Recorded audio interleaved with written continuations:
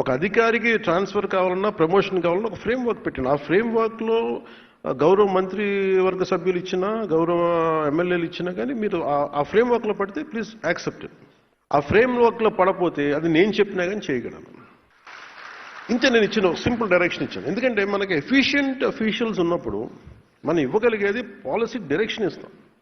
So సమర్థవంతంగా చేసి ఈ రోజున మనం సాధించింది ఏంటి అంటే ముందు 10,000 మంది పైచిలుకు దాదాపు ఇంకొక 3-4 వేలు వస్తాయి మన ప్రమోషన్స్కి.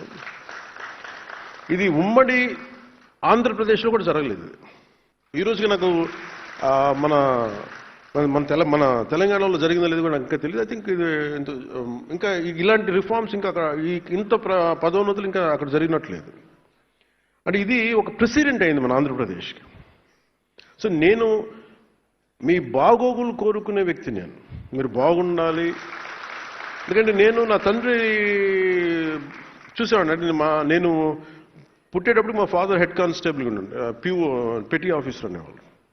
సో మా అన్నయ్య గారు పుట్టేటికి ఆయన ఒక కానిస్టేబుల్గా జాయిన్ అయ్యారు.